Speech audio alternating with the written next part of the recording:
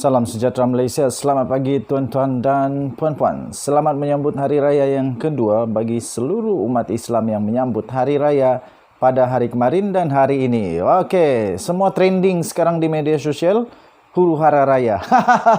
Kenapa jadi macam tu? Kerana tiba-tiba kata mereka mengejutkan. Hari Raya diumumkan, tiba-tiba mengejutkan. Tapi kan itu satu berita gembira. Okey. So, saya ingin mengucapkan sebagai admin The Twin TV, saya ingin mengucapkan selamat Hari Raya kepada seluruh rakan-rakan, sahabat handai, taulan, saudara mara yang beragama Islam dan juga semua subscriber dan viewer di dalam channel saya. Selamat menyambut Hari Raya Aidilfitri. Maaf zahir batin, tapi saya rasa saya tak ada salah secara batin kepada kamu. Maaf zahir, tapi batin tak ada ya. Okey, tuan-tuan dan puan-puan yang dihormati sekalian. Denyut nadi suara rakyat bergema di channel ini. Sekarang masih hari raya, so masih lagi aura raya. Tetapi selepas hari raya ini tuan-tuan dan puan-puan, satu lagi episod demi episod akan berlangsung. Perbicaraan Datuk Seri Najib Tun Razak di Mahkamah Persekutuan pula selepas ini tuan-tuan dan puan-puan.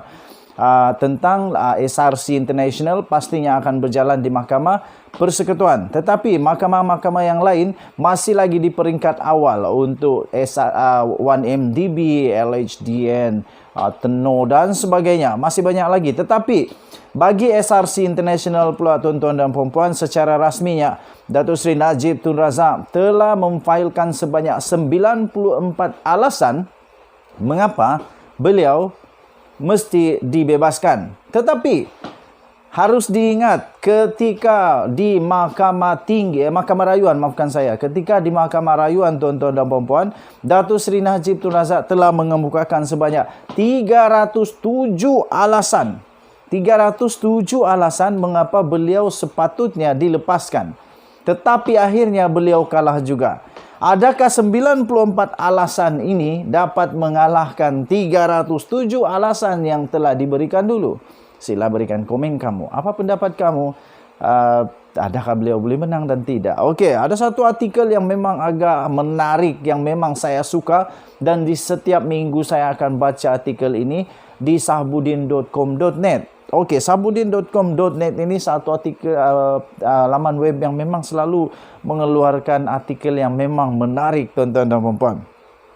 Jika 307 alasan, jika 307 alasan telah gagal di Mahkamah Rayuan, apakah 94 alasan di Mahkamah Persekutuan mampu membebaskan Datuk Seri Najib Tun Razak?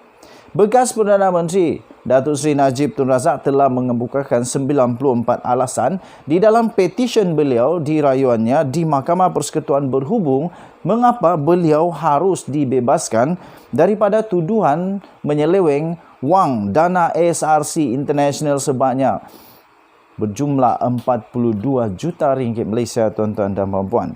Rayuan di Mahkamah Persekutuan ini adalah proses terakhir Najib Razak sama ada beliau akhirnya akan dibebaskan atau beliau akan menerima hukuman sebagaimana yang telah dijatuhkan sebelum ini.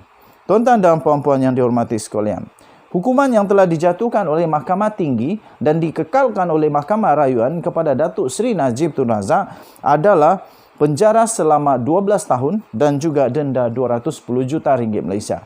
Ini adalah sejarah pertama di dalam negara Malaysia sejak dari dulu-dulu sehinggalah sampai Malaysia moden sekarang ini buat paling kali pertamanya Perdana Menteri, bekas Perdana Menteri disabitkan bersalah dengan rasuah, dengan pengubahan wang haram dan penyelewengan dan banyak lagi, dan dikenakan dikenakan denda 210 juta ringgit Malaysia dan denda 12 tahun. Adakah Datuk Seri Najib Tun Razak akan mencipta sejarah ini, tuan-tuan dan puan-puan? Hukuman ini bagaimanapun dibenarkan ditangguhkan sehingga rayuan selesai.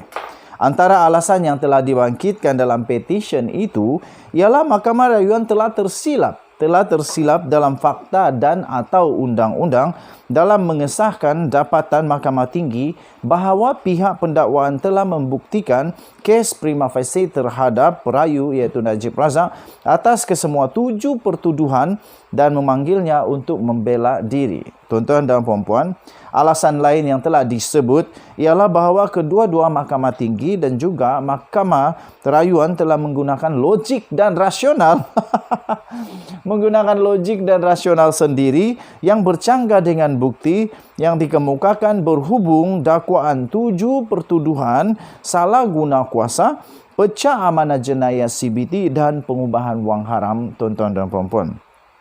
Dalam petisyen rayuan yang telah difailkan melalui Tuan Syafiee & Co. semalam, Datuk Seri Najib Tun Razak yang pada ketika ini berusia 68 tahun sudah, tuan-tuan dan puan-puan, mendakwa beliau terkilan. Beliau terkilan dengan kesilapan serius dalam fakta dan undang-undang yang diputuskan oleh kedua-dua mahkamah dalam alasan penghakiman yang telah dikemukakan.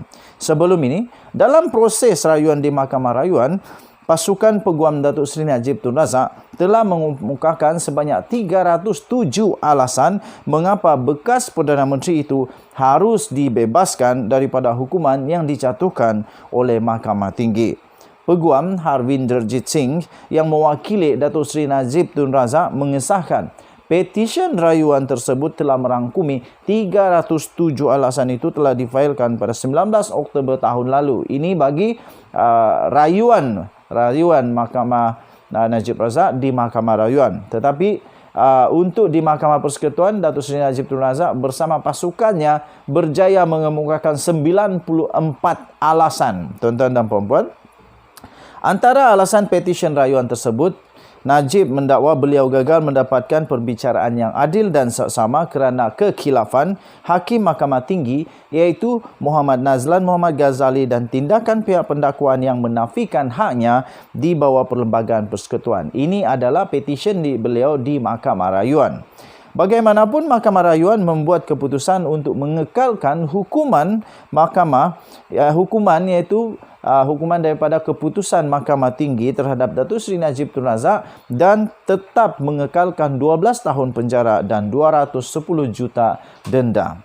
Tuan-tuan dan puan-puan, panel 3 hakim Mahkamah Rayuan yang membuat keputusan tersebut telah diketuai oleh Hakim Datuk Abdul Karim Abdul Jalil bersama-sama dengan Hakim Datuk Haszaina Mehat dan juga Hakim Datuk Wazir Alam Maidin Merah. Panel Hakim Mahkamah Rayuan telah memutuskan bahawa hakim perbicaraan Mahkamah Tinggi adalah betul apabila mendapati bahawa 3 pertuduhan pecah amanah terhadap Najib telah dibuktikan tanpa keraguan yang munasabah. Panel hakim juga telah bersetuju dengan keputusan hakim perbicaraan bahawa Datuk Seri Najib Tun Razak selaku Perdana Menteri ketika itu mempunyai kepentingan peribadi dalam kabinet apabila beliau meluluskan jaminan kerajaan sebanyak 4 bilion ringgit Malaysia daripada kumpulan wang persaraan yang diperbadankan KWAP kepada SRC International. Hakim Mahkamah Rayuan Abdul Karim Abdul Jalil juga memutuskan bahawa Datuk Seri Najib Tun Razak mempunyai kuasa penuh ke atas SRC International serta pengetahuan mengenai kemasukan 42 juta ringgit ke akaunnya di antara tahun 2014 dan 2015. Beliau turut memutuskan bahawa 42 juta aliran wang keluar daripada SRC International dan ke beberapa syarikat yang dilakukan bagi menyukarkan pengesanan dan mengelak dikesan oleh pihak berkuasa. Tuan-tuan dan puan-puan, Mahkamah juga bersetuju dengan hakim perbicaraan bahawa terdapat penyelewengan jelas sebanyak 42 juta ringgit Malaysia oleh Datuk Seri Najib Tun Razak untuk kegunaannya sendiri. Abdul Karim berkata dakwaan pembelaan kewujudan derma daripada Arab Saudi yang masuk ke dalam akaun Najib adalah tidak boleh dipertahankan. Beliau menambah, tidak ada sebab untuk wang itu terlebih dahulu didepositkan ke akaun SRC International yang merupakan entiti milik penuh Kementerian Kewangan jika ia sememangnya derma daripada Arab Saudi. Perlu aku lucu jugalah benda ni. Kes rayuan Najib ini adalah kes yang paling ditunggu-tunggu, bukan saja di negara kita tetapi juga di seluruh dunia. Di beberapa negara Amerika Serikat, Singapura, dan UAE misalnya, sudah ramai yang telah dihukum bersalah berhubung skandal 1MDB. Dan SRC International adalah anak syarikat 1MDB pada asalnya sebelum dipindahkan ke Kementerian Keuangan. Di Mahkamah Rayuan, tuan-tuan dan perempuan, sebelum ini, 307 alasan Datuk Seri Najib Tun Razak yang telah dikemukakan oleh pasukan peguam belanya dan ia gagal membebaskan beliau. Sekarang apakah pula nasib Datuk Seri Najib Tun Razak dengan hanya 94 sahaja alasan yang dibentangkan di Mahkamah Persekutuan? Sama-samalah kita nantikan perkembangannya. Denyut nadi suara rakyat bergema di channel ini. Kita jumpa lagi. Selamat pagi Malaysia. Selamat Hari Raya. Jangan lupa tekan butang subscribe, like dan share. Okey, so jangan terlalu makan banyak kambing, nanti keluar gaut susah. Denyut nadi suara rakyat. Kamu komen banyak-banyak. Denyut nadi suara rakyat bergema di channel ini. Kita jumpa lagi. Bye-bye.